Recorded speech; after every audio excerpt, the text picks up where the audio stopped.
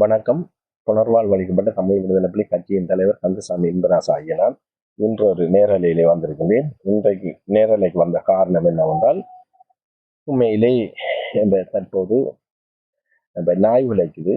அதால நான் வெளியிலிருந்து இந்த நேரலையை விடுகின்றேன். எங்களோட வீட்டு முற்றத்தில், அதாவது உள்ளக்க கடும் வெக்க. இப்போ இனி அதே டைமில் ஃபேமிலி எல்லாம் நித்திர விடுற டைம். இப்போ கிட்டத்தட்ட 11:30 டைம்.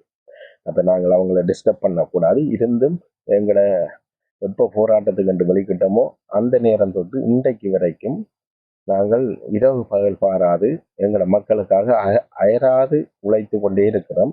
அந்த நேரம் ஆயுத ரீதியாக இரவு பகல் பாராது நாங்கள் காடு மேடு மழை பனி பள்ளம் காடு வயல்வெளி என்று தெரிஞ்சோம். எவ்வளவு துன்பங்களை அனுபவித்தோம் அந்த நேரம் போராட்ட காலத்தில். அதே மாதிரி இப்போ ஜனநாயக ரீதியிலையும் நாங்கள் நிறைய கஷ்டப்படுறோம். நித்திரை என்று இல்லாமல் தூக்கமே வருதில்லை. நாங்கள் என்ன உண்மையிலே நாங்கள் போராட போன எங்களுடைய தேசிய தலைவரும் நாங்கள் போராளிகளும் நிச்சயமாக வேதனையாக இருக்குது. நாங்கள் ஒரு மாற்று இனத்தானுக்கு நாங்கள் போராடி இருந்தால், இன்றைக்கு நாங்கள் ஒரு இஸ்லாமிய இனத்தை சேர்ந்தவர்களுக்கு நாங்கள் தேசிய தலைவர் நாங்கள் போராடி இருந்தால் இன்றைக்கு எங்களை தலையில தூக்கி வச்சு கொண்டாடி இருப்பார்கள்.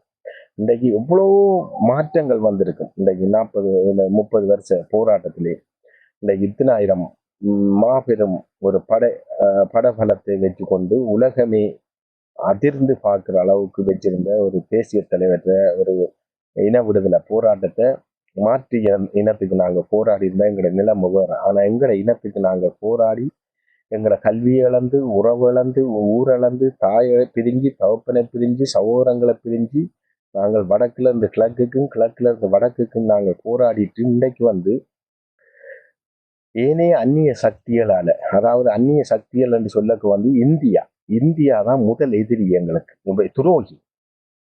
நாங்கள் இந்தியாவை தான் துரோகின்னு சொல்லலாம். இன்றைக்கு எங்களுக்கு பாகிஸ்தானோ இஸ்ரேலோ ஜெர்மனோ அதே டைம்ல என்ன சொல்ற ரஷ்யாவோ அமெரிக்காவோ நாங்கள் சொல்ல இயலாது.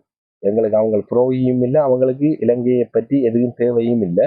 இலங்கை நாட்டுக்கு கடனை கொடுக்கின்றார்கள். இலங்கை நாட்டு ஜனாதிபதியோட சேர்ந்து தெற்குல அவங்க ஒரு எக்ரிமெண்ட் செய்து தங்களோட தேவையை பூர்த்தி செய்கின்றார்கள். ஆனால் வடகிழக்குல தாங்கள் தான் அராஜ்யம் செய்யணும். இந்த இன விடுதலைக்காக போராடுற இன விடுதலை போராளிகளையும் உருவாக்குனது இந்த இந்திய அரசு. இந்திய அரசு தங்களோட சுய லாபத்துக்காக பல இயக்கங்களை உருவாக்குனது. பல இந்திரா காந்தி இருந்த டைம்ல பல இயக்கங்களை உருவாக்கி கடைசியாக விடுதலை புலிகள் மட்டும்தான் இன விடுதலைக்காக உறுதியாக நின்ற போராளிகள் என்ற விஷயம் இந்தியா மத்திய அரசுக்கு தெரிஞ்சதன் பிரகாரம் ஏனைய இயக்கங்களை பிரித்தாழ்ந்து தங்கட கைவசப்படுத்தி கொண்டிருந்தவர்கள் விடுதலை புலிகள் தங்கட கைவசமாக போகவில்லை. எங்களோட தேசிய தலைவர் போகவில்லை. அப்படி இருந்தும் 1983 ஜூலை கலவரத்துக்கு பிறகு இன்றைக்கு ஏனைய இயக்கங்கள் எங்கட விடுதலை புலிகள் இயக்கங்கள் எல்லாம் சேர்ந்து கிட்டத்தட்ட இந்தியாவில் பயிற்சி பெற்றவர்கள். எங்கட இயக்கம் இந்திய அரசாங்கத்திட்ட பயிற்சி பெற்றது எண்ணி விரல் விட்டு சொல்ற அளவுக்கு ஒரு 200 பேர் தான். அதுல ஒரு 6 பேர் தான் புலனாய்வு பயிற்சி பெற்றவங்க. ஆனால் ஏனைய இயக்கங்களை சேர்ந்தவர்கள் ஆயிரக்கணக்கானவங்களுக்கு பிளட்டெலோ இபிஆர்லப்பு எல்லாத்துக்கும் பயிற்சி கொடுத்தவர்கள் இந்திய அரசு.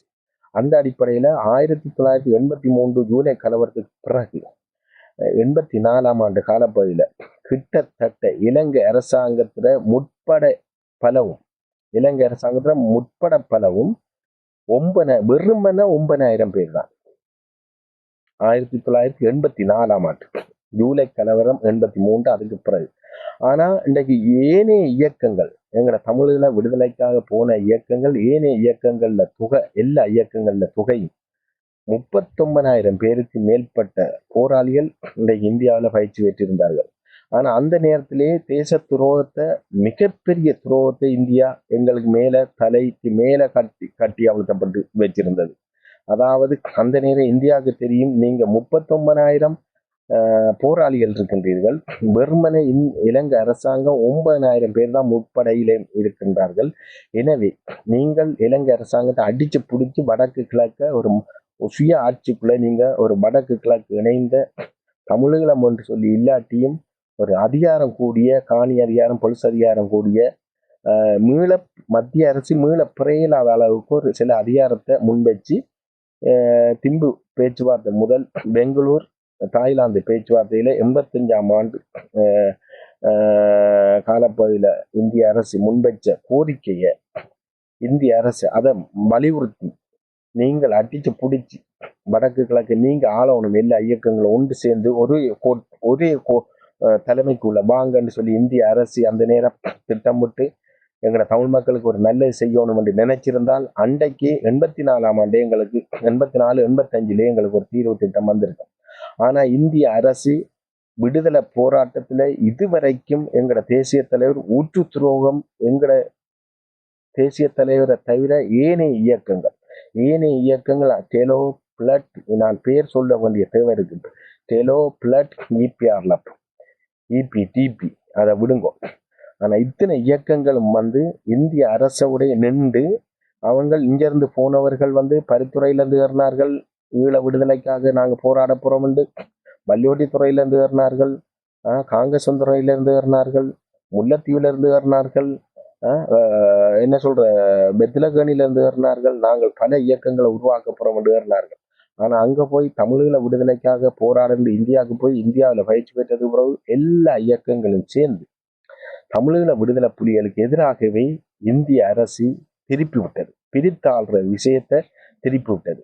அப்ப திருப்பி விட்டதின் பிரகாரம் விடுதலை புலிகளுக்கு அதிகூடிய அளவுக்கு பயிற்சி கொடுக்காத அளவுக்கு இருந்த வேளையில அந்த நேரம் இந்திரா காந்தியோட கட்சி, அந்த நேரம் இருந்த மத்திய அரசு நாட்டு தலைவர்கள் அவர்களுடன் கதைச்சுத்தான் வெறுமன 200 பேருக்கு புலிகளுக்கு பயிற்சியும் 6 பேருக்கு புலனாய் பயிற்சியும் கொடுக்கப்பட்டிருந்தது. அவ்வாறு இருக்கையில இன்றைக்கு எந்தவித ஒரு துரோகமும் செய்யாம இன்றைக்கு பிரித்தாளும் விஷயத்துல கையாண்டு இந்திய அரசு அந்த நேரமே இந்திய அரசுக்கு ராஜீவ்காந்தி படுகொலைக்கு முதலே தமிழ் இனத்தை வடக்கு கிழக்குல ஒரு தமிழீழம் கிடைக்கக்கூடாது, தமிழருக்கு ஈழத்தமிழருக்கு ஒரு சுய ஆட்சி கிடைக்கக்கூடாதுன்றதிலே இந்திய அரசு மிகப்பெரிய துரோகத்துக்கு அப்பால உறுதியாக இருந்தது.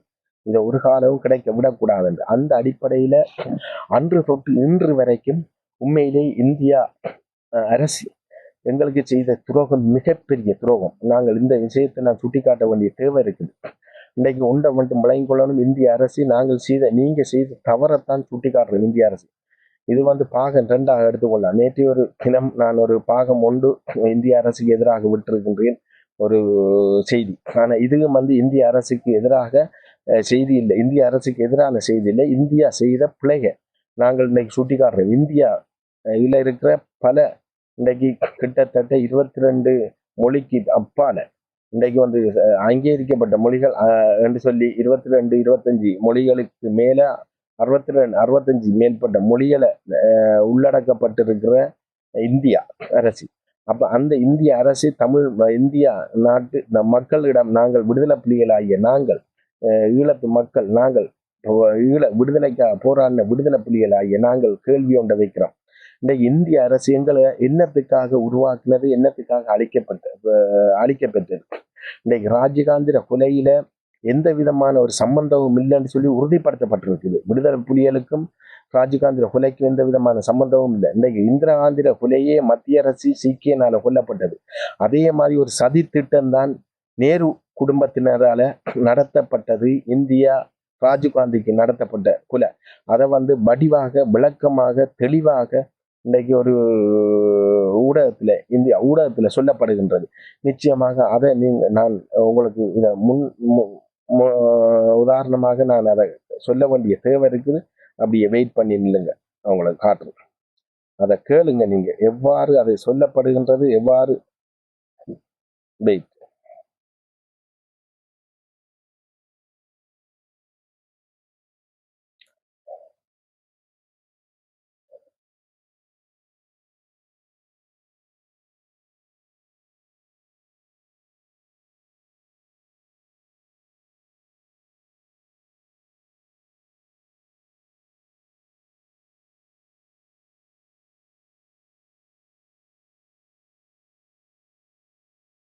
இதை கேளுங்க. எங்களோட உலக தமிழர் மக்களே, நீங்கள் இதை கேளுங்க. அதே மாதிரி தமிழ் மக்களே கேளுங்க. இது எவ்வளவு துரோகத்தனமான வேலையை இந்திய அரசு எங்களுக்கு செய்திருக்கின்ற விடயத்தை வடிவா ஆணித்தரமா கேளுங்க. நீங்கள் விடுதலை புலிகள் செய்யவில்லை என்று ராஜீவ்காந்தியின் 30 ஆண்டுகால நண்பர் ராஜீவ்காந்தியின் திருமணத்திற்கு கையெழுத்து போட்ட பழனி பாபா அவர்கள் கூறியதை ஒரு முறை கேட்டுவிட்டு வாருங்கள்.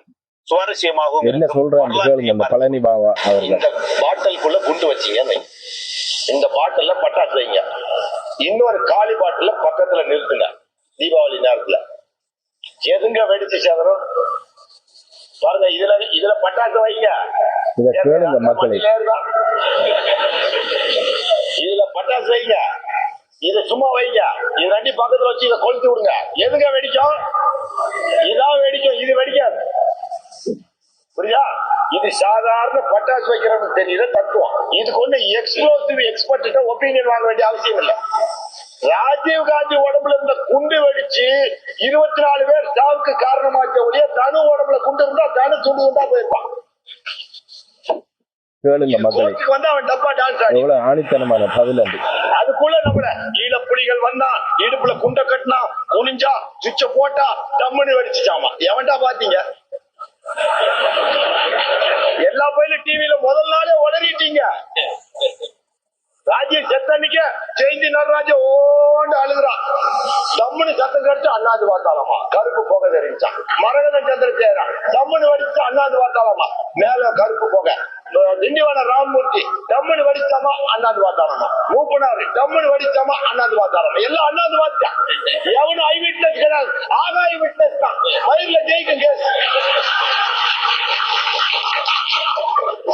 அல்ல வீடியோ பண்ணி எடுத்து வச்சிருக்கான்.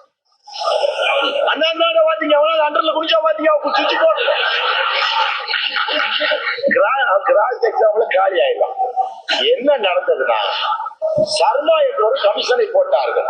அந்த கமிஷன் இந்திரா காந்தியின் மரணத்திற்கு பின்னால் யாருக்கும் அந்த மரணம் ஏற்படக்கூடாது என்பதை ஆய்வு செய்வதற்காக ஒரு ஒன் மேன் கமிஷனை டெல்லியில் போடுகிறார்கள்.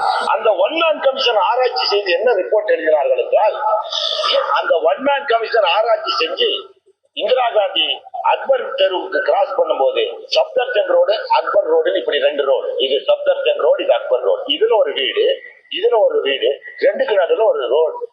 அந்த ரோட்டை கிராஸ் பண்ணும் போது ஒரே வீட்டுக்குள்ள காம்பவுண்டுக்குள்ள அந்த அம்மா சுடப்பட்டு சாகப்படுகிறார். எப்படி? அதுக்கு முன்னாடி அந்த அம்மா காத்தராக என்னடா செய்யற நீ அப்படி கேட்டிருக்காங்க. அவன் துப்பாக்கி தூக்கி இப்படி பொசிஷன் எடுக்கவும் அந்த அம்மா பேசவும் 17 செகண்ட்ஸ் டைம் இருக்கு. 17 நொடிகள். ஒரு ஆர்டினரி ஸ்டாண்டில் துப்பாக்கி எடுத்து பொசிஷன் ஆகி புல்லட் வெளியே வர 17 செகண்டுகள் ஆகும். அதற்கு குறைவான துப்பாக்கிகள் இன்னும் கண்டுபிடிக்கப்படவில்லை. AK-47 T-56 WTR லேட்டஸ்ட் துப்பாக்கி வரைக்கும் பொசிஷன் எடுத்து ஷூட் பண்றதுக்கு 17 செகண்ட் ஆகும். ஸ்டாண்டில் இருந்து இன்னாபரேட்டிவ் ஸ்டேஜ்ல இருந்து ஆபரேட்டிவ் ஸ்டேஜ், இயங்கா தன்மையிலிருந்து இயங்கும் நிலை வர 17 நொடிகள் தேவைப்படுகிறது. இந்த 17 நொடிக்குள் இந்திரா காந்தி கையில் ஏதாவது ஒரு ஆயுதம் இருந்திருந்தால் மரணம் தவிர்க்கப்பட்டிருக்கலாம் என்று ஒரு ஒப்பீனியனை எழுதி வைக்கிறார். அதை ராணுவத்தினரும் ஒத்துக்கொள்கிறார்கள். அப்ப என்ன இருக்குது அப்படின்னு பார்த்தா, இன்னொரு கை துப்பாக்கி வச்சுக்க முடியாது. அதுவும் 17 செகண்ட் தேவைப்படும். அப்போ 2-3 செகண்டுக்குள்ள ஆபரேட் பண்றது என்னன்னா ஹேண்ட் பாம்ஸ் தான், கைக்குண்டு கிரனைட்ஸ். அதை அப்படி ஃபியூஸ கழட்டி போடுறதுக்கு 4 செகண்ட் தான். இந்திரா காந்தி கிட்ட ஒரு ஹேண்ட் கிரனைட் இருந்திருந்தால் தற்காப்புக்கு அந்த அம்மா தவிர்க்கப்பட்டிருக்கலாம். அவன் துப்பாக்கி தூக்கினோடனே நம்மள சுற்றுவான்னு தெரிஞ்சிருந்தா இந்த அம்மா ஃபியூஸ் கட்டை கழட்டி வீசி இருந்துச்சுன்னா அதே முதல்ல காலியா இருப்பா, இந்த அம்மா தப்பிச்சிருக்கோம்னு ஒரு ஒப்பீனியனை எழுதி வச்சதுனால அந்த அம்மாவுக்கு பின்னாடி ஆட்சிக்கு வந்த ராஜீவுக்கு ஒரு சோபஸ்டிகேட்டட் நவீனப்படுத்தப்பட்ட பிளாஸ்டிக் குண்டு ஒன்று இடுப்பில் கட்டி வைக்கப்பட்டிருந்தது தற்காப்புக்காக. இதை இந்திய அரசு மறுக்க முடியாது, உளவுத்துறையும் மறுக்க முடியாது. உங்களோடு மட்டும் நான் பேசவில்லை, உள்துறை இலாகாவோடு பேசிக் கொண்டிருக்கிறேன். அந்த குண்டு டைம் எக்ஸ்பைரி ஆகியோ மிஸ்ஹேண்டில் ஆகியோ வெடிச்சு பாவம் மாலை போட வந்தவன் மௌத்தா போயிட்டா. இதுதான் உண்மை. உண்மையா கண்ணீர் வருது, உண்மையா வேதனையா இருக்கு, அளவு நம்பல இருக்குது.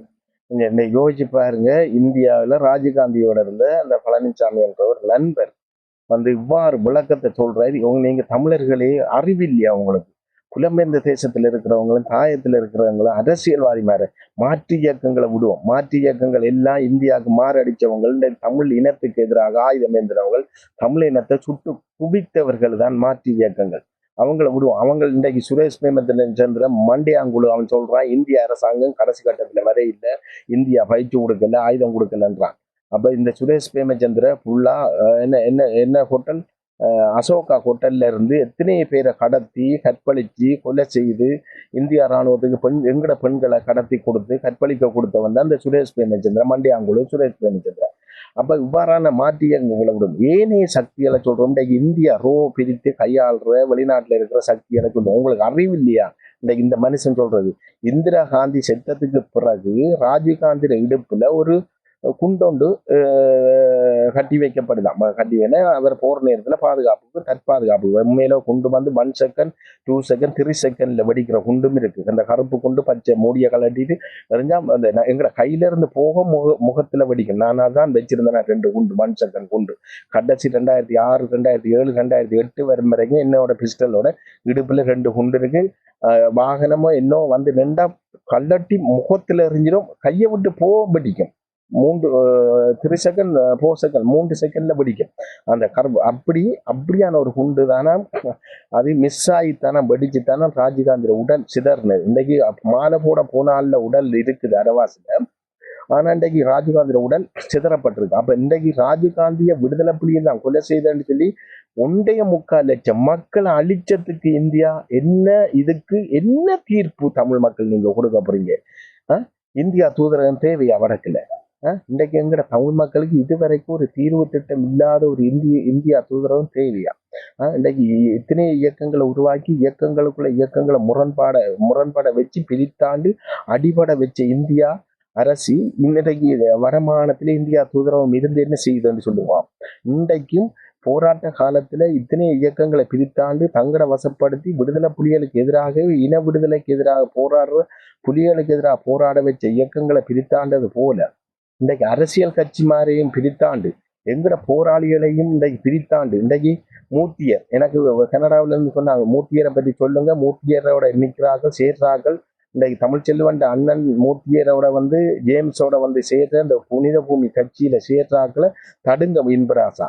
ஏண்டா இந்தியா ரோட திட்டமிடலும்படிதான் இந்த கட்சி உருவாக்கப்பட்டது. இன்றைக்கு இந்தியாவுக்கு இந்த மூர்த்தியர் போயிலண்ட காசி ஆனந்தனோட அங்க பைக்கோட பல நடுமாறனோட நின்று இந்தியா ரோட நேரடி கண்காணிப்பில் நின்ற மூர்த்தியர் கனடாக்கு அனுப்பப்பட்டு கனடாவில இருந்து வந்து புனித பூமி கட்சி என்று சொல்லி இன்றைக்கு வந்து கிழக்குல வேற பருப்பு வேகாது, மூர்த்தியர் பருப்பு வேகாது. ஆனால் இன்றைக்கு வடக்குல குக்லாய் வரும் வரைக்கும் அவங்க போய் இன்றைக்கு பிரச்சாரம் செய்து மக்களை திசை திருப்பி இந்தியாவோட ரோட நிகழ்ச்சி நிரலுக்குள்ள நின்று கொண்டு எங்களை தமிழ் மக்கள் என்ன ஏமாற்றி கொண்டிருக்கின்றார்கள். 17 வருஷங்கள் கடந்ததுக்கு பிறகு மூர்த்தியர் நாங்க தமிழ்ச்செல்வனே மதிக்கிறோம். ஆனா மூர்த்தியர் ஆறு எங்கட இன்றைக்கு கட்சி ஒன்று உருவாகிறதுக்கு ஆறு இந்தியா தான் இந்த கட்சியை உருவாக்குன்றது புலம்பெயர்ந்த மக்கள் ஆணித்தரமாக எங்களுக்கு வலியுறுத்தி சொல்லுகின்றார்கள். என்னன்னு சொன்னால் இப்ப அவர் வந்து கட்சி உருவாக வேண்டிய தேவையில்லை. இன்றைக்கு தமிழ்ச்செல்வன்னைக்கு இருக்கிற மதிப்பை கூட இன்றைக்கு அவருக்கு தமிழ்ச்செல்வனே அவர் போராளி நாங்கள் மதிக்கிறோம். நீ யாரு? மூர்த்தியர் ஆறு இன்றைக்கு ஒரு கட்சியை உருவாக்கி இந்த ஜேம்ஸை கொண்டு வந்து நீங்க ஒரு கட்சி ஒன்று உருவாக்கி இன்றைக்கு பிரித்தாள்ற வேலையில அந்த நேரம் இந்தியா ராணுவம் இந்திய அரசாங்கம் வந்து ஏனைய இயக்கங்களை பிரித்தாண்டு விடுதலை புலிகளுக்குள்ள ஒரு பிளவை கொண்டு வந்து எங்களுக்குள்ளே மோத விட்டது போல எங்கட போராளிகளை பிரித்தாண்டு பல கட்சிகளை உருவாக்குறதுக்கு திட்டமிட்டு இருக்கு.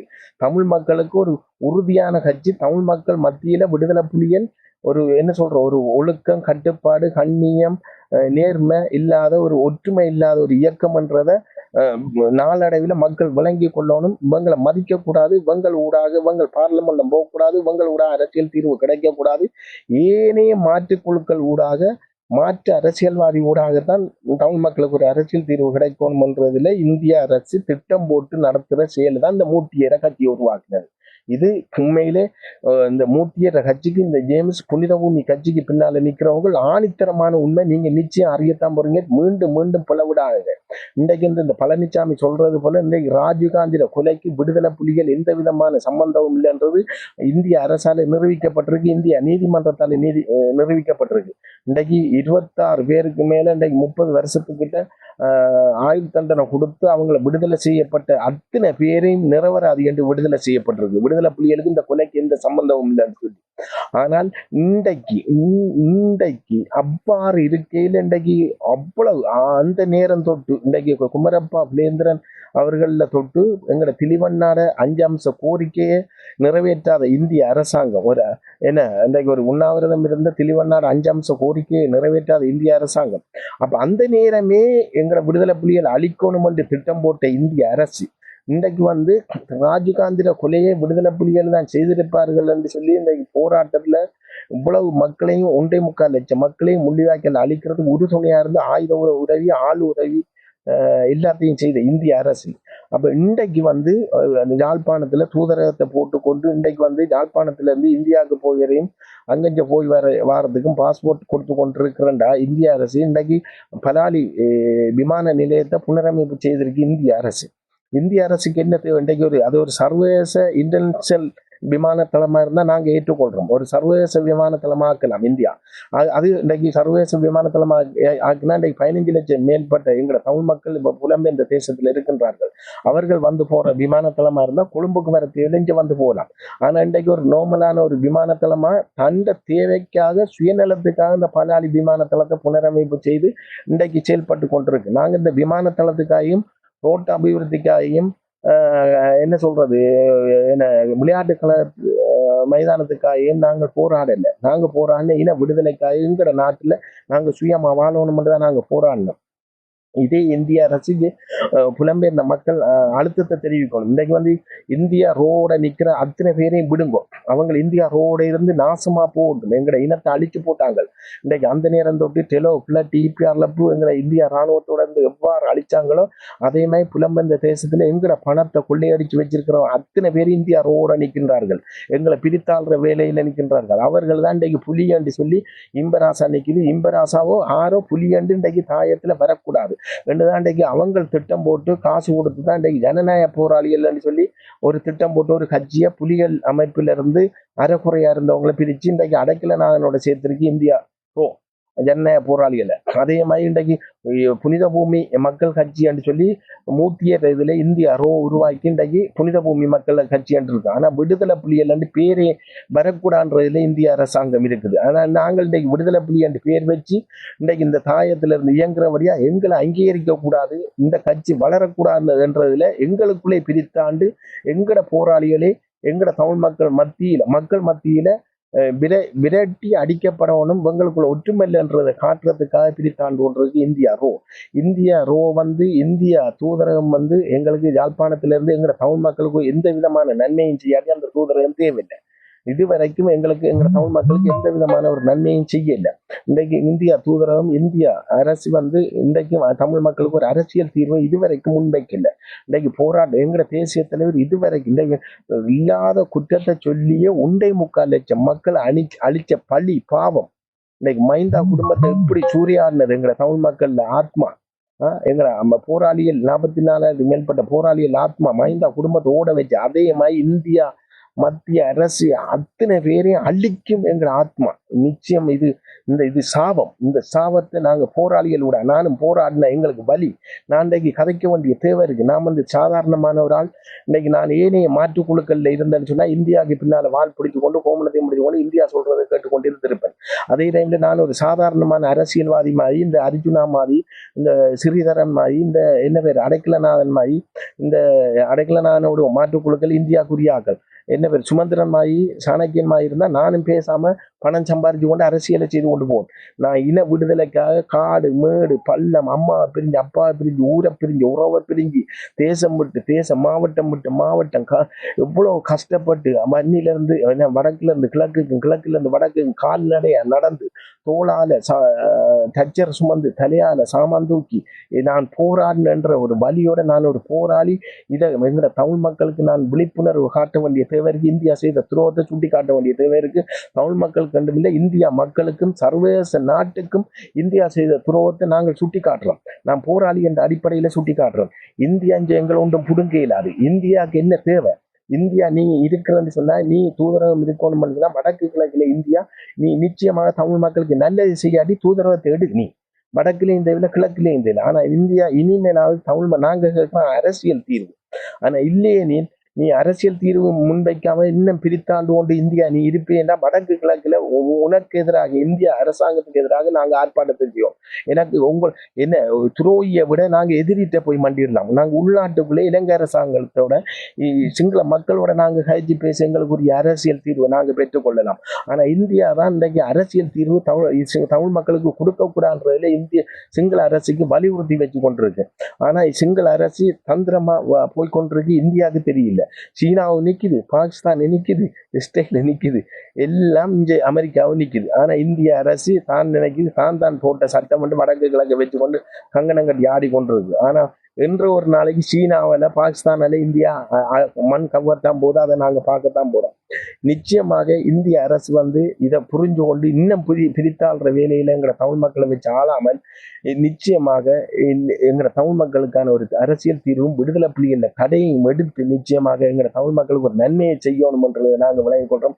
ஆனா செய்யாத குற்றத்துக்கு இன்றைக்கு எங்களை போராட்டத்தையும் அழிச்சு எங்களை தமிழ் மக்களையும் 1.25 லட்சம் மக்கள் அழிச்ச பள்ளி பாவம் கண்ணீர் வேதனை துயரம் தும்ம அத்தனையும் இந்தியா அனுபவிச்சே ஆகும் இந்தியா நீங்க என்று சொல்லி நான் சொல்லிக்கொண்டு அடுத்தது வாரம் இந்த பிரித்தாள்ற வேலையில இந்த அர்ஜுன ராமநாதன் என்ற ஒரு பரதேசி நாய், இந்த நாயும் இந்த இந்தியா ரோகு பின்னால் நிற்குது. இன்றைக்கு இந்த அருண் சித்தார்த்தன் எவ்வாறு சாதி வரியை கொண்டு வந்து நான் குறைஞ்ச சாதி நான் குறைஞ்ச சாதி என்று சொல்லிக்கொண்டு தேசிய தலைவரை கரையாம் என்று சொல்லி கொண்டிருக்கிறார்.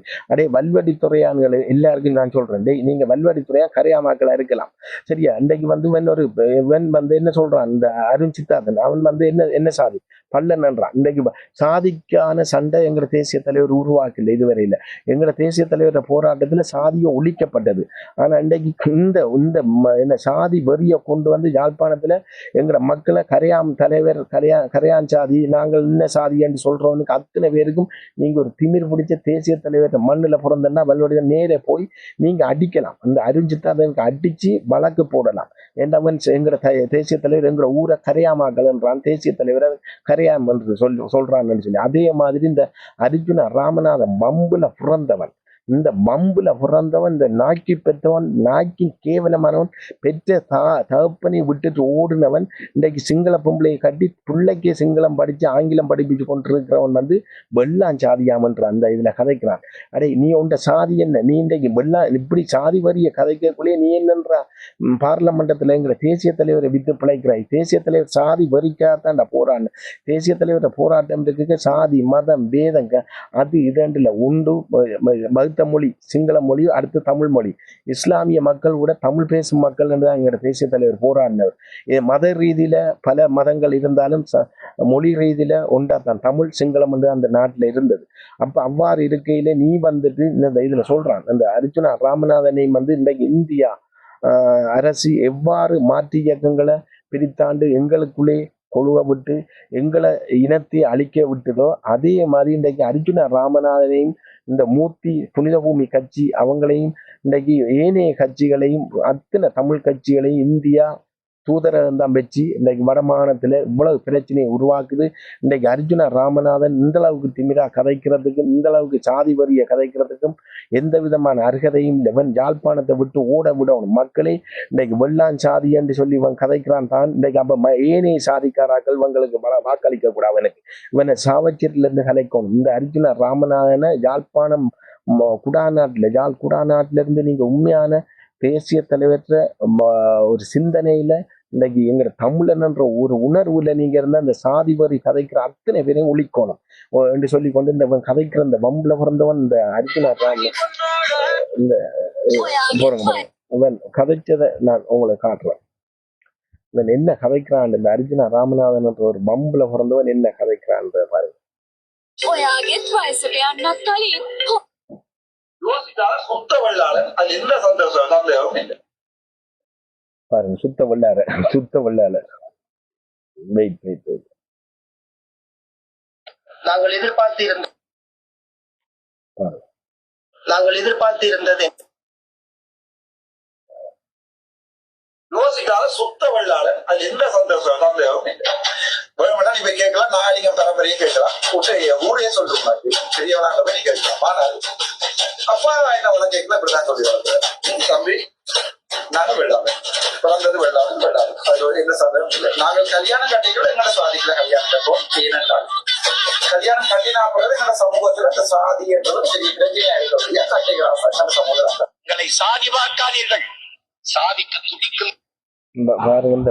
இந்த அர்ஜுனான்ற ஒரு தருதலை நாக்கி பிறந்தவன் இந்த பரதேசி நாய் இயற்கை வந்து கொள்ள போகுது. இவன் வாகனத்துல போகிறக்கு எங்கட மாவீரர் தியாகங்கள், எங்கட மக்கள்ல அர்ப்பணிப்பு, எங்கட மக்கள்ல தியாகங்கள், எங்கட தேசிய தலைவர் உண்மையான லட்சியம் இவனை விடாது, நிச்சயம் விடாது. இவனை மிக விரைவில் இயற்கை சாவு இவனை கொண்டு போகுது. மிக விரைவில் இவன் போய் வர வாகனம் கவலை போகுது. அதுல மாற்றுக்கிறதுக்கு இடம் இல்லை. இயற்கையால கவலைப்படுறான். நிச்சயமாக விபத்துல அவன் சாகத்தான் போறான். அதுல மாட்டுக்கிறது மிக விரைவில். ஆனா அவன் சாகாட்டி இடுப்புகளை இயங்காம இருக்க அப்புறம் அந்த அடே அர்ஜுனா ராமனா பம்புல பிறந்தோம், நீ உன்னிட்ட கேட்கிறான், எனக்கு உன்னோட கதை கேட்க மாட்டேன், நீ கதை கேட்க எனக்கு குல வெறி வருது. நிச்சயமாக எங்க திரும்ப ஒரு ஆயுத போராட்டம் வராதாடா என்ற ஒரு எண்ணம், ஆத்திரம், கோவம், வில்லங்கம் வருது. ஆயுத போராட்டம் தானே வரலடா. டே அர்ஜுனா ராமநாதன் பம்புல பிறந்தோடனே நாங்க தாண்டா உருவாக்குறோம் ஆயுத போராட்டத்தை, நாங்க தாண்டா உருவாக்குறோம். எல்லாம் கற்றுக்கொண்டு வந்தாங்க. நாங்க என்ன ஆயுதத்தை இயக்கல, எல்லாம் கற்றுக்கொண்டு வந்த நாங்க. நீ உண்ட மண்ட உனக்கெல்லாம் வெட்டி அடிச்சு கொள்ளக்கூடா. பள்ளி ரெண்டு கேட்டுப்பட்டு பள்ளி ரெண்டு வைக்கணும், மண்டை கல்லறணும், உனக்கு வெட்டி தான் சரி. ஆனா அந்த கட்டம் எங்கிட்ட ஆயுதம் இல்லை. இப்ப ஆயுத போராட்டம் இனி வருமோ தெரியாது. அந்த அப்படி ஒரு கட்டம் வந்தா இலங்கை அரசாங்கத்துக்கு எதிரான ஆயுத போராட்டம் இனி ஜெம்மத்திலேயும் நடக்காது. நிச்சயமாக இந்த தமிழ் அரசியல்வாதிக்கு எதிரான ஆயுத போராட்டத்தை உருவாக்குறது ஆண்டவனே மாவீரர் தியாகம் உண்மையா இருந்தா நான் கேட்கிறேன். இந்த இரவு பொழுதுல 12 மணி நேரத்துல இறைவன்கிட்ட கேட்கிறேன், மாவீரர்கிட்ட கேட்கிறேன், அழுது கேட்கிறேன். உண்மையான தியாகம் இருந்தா மீண்டும் அரசாங்கத்துக்கு எதிரான ஒரு ஆயுத போராட்டம் இல்லாம இந்த அரசியல்வாதிமாருக்கு எதிரான ஆயுத போராட்டம் ஒன்று உருவாகணும்.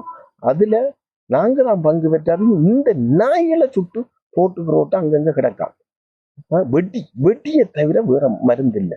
வெட்டி தான் பயம் காட்டும். அங்க வாய்க்கை சுட்டு கிடக்காம இங்க வாய்க்கை சுட்டு கிடக்காம தான் பயப்படுது. இந்த அர்ஜுனா ராமனா இன்னொன்று கதைக்கிறான், இந்த நாய் கதைக்கிறான். கேளுங்க இன்னொன்று கதைக்கிறான், கேளுங்க.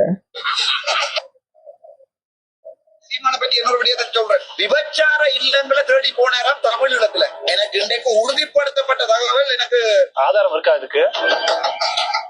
பாருங்க, இன்றைக்கு எங்க தேசிய தலைவரையும் கொச்சப்படுத்துற அளவுக்கு புலம்பெயர்ந்த மக்கள் அண்டி மாறி உங்களோட காலில் விழுந்து கெஞ்சு கேட்கிறேன், நான் போராளியப்பா அண்டி மாதிரி உங்களை பச்சையா சொல்ல போனா உங்களோட புருஷ மாதிரி சொல்ல கேட்டுக்கொண்டு புருஷமான காலுக்கு கீழே இருங்க. நீங்க உழைக்கிற காசு அனாத முதியோர் இல்லத்துக்கு அனுப்புங்க.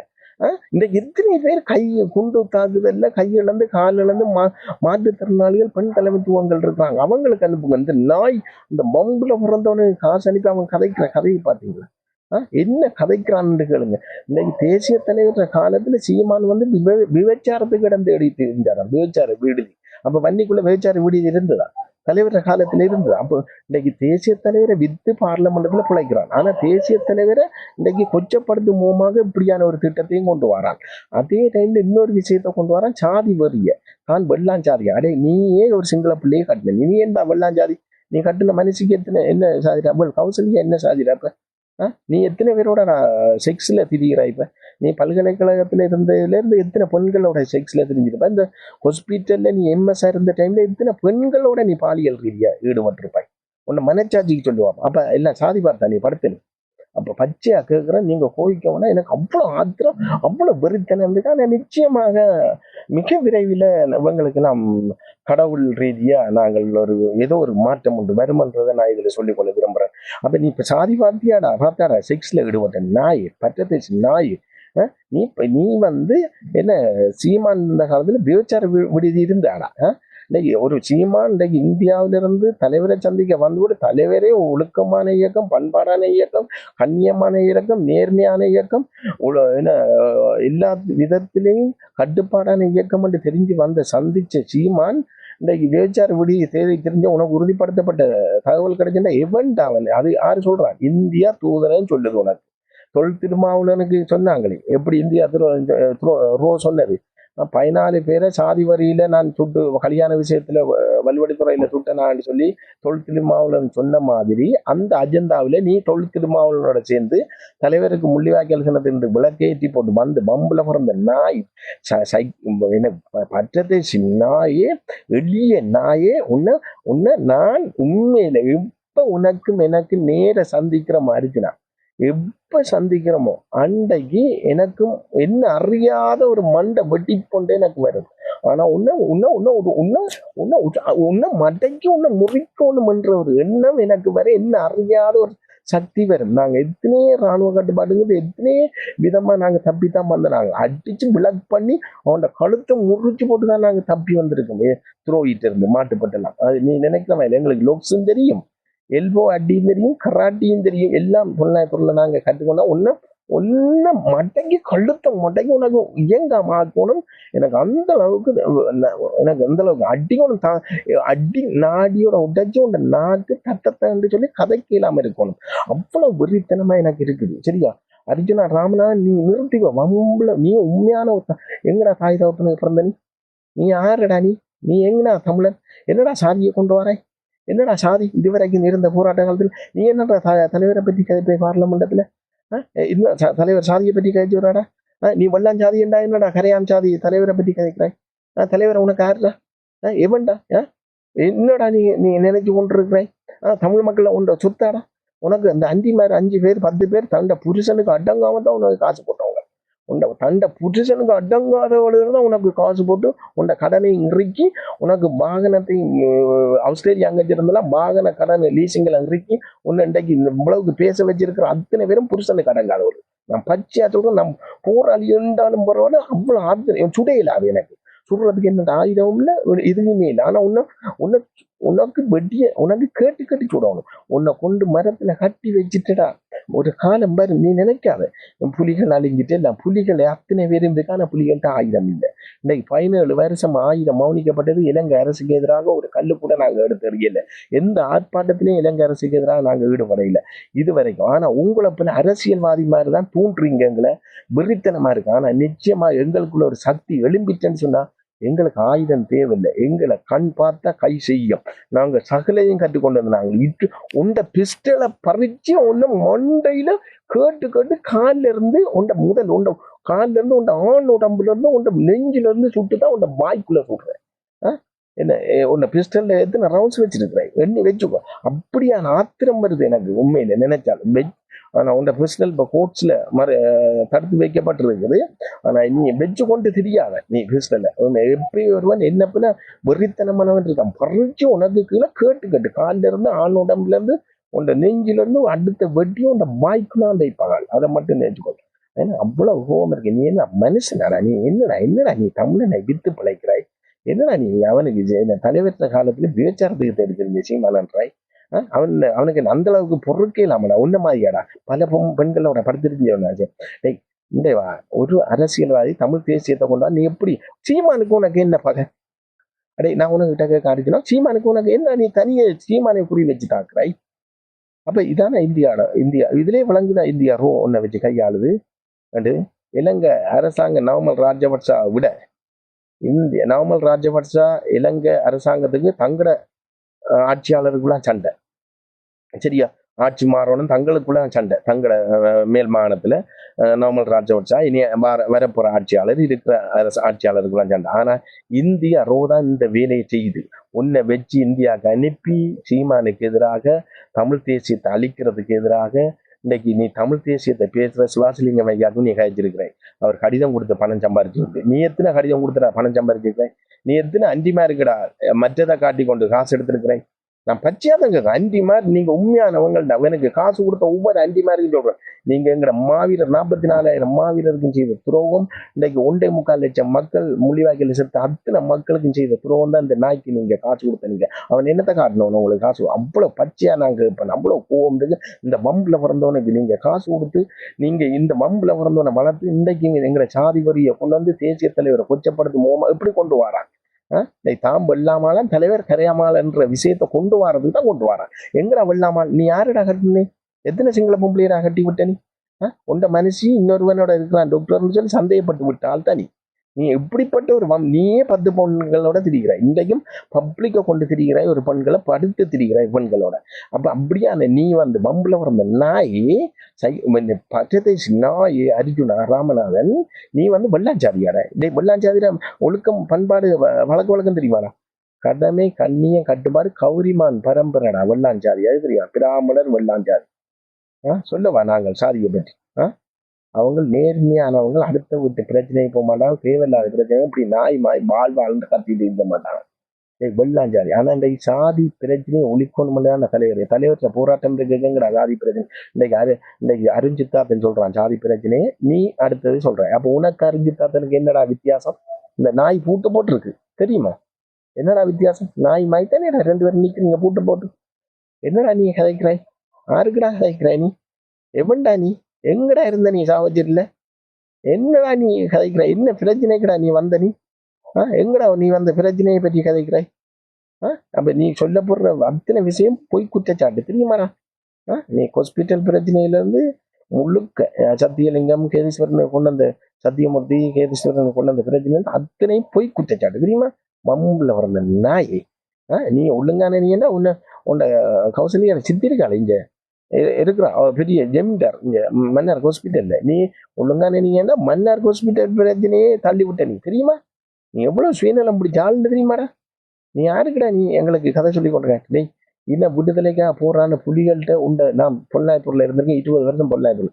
உண்ட தந்திரமா உண்ட நரித்தந்திரம் சாக்கல் அதுவும் எங்கள்கிட்ட பழியாது சரியா? நீ இந்த இடத்துல மண் கவுறா. ஆனா இதோட நீ வட்டமானதுல யாழ்ப்பாணத்துல இருந்து நீ ஓடி தெற்குல மட்டும்தான் நீ வாழலாம்.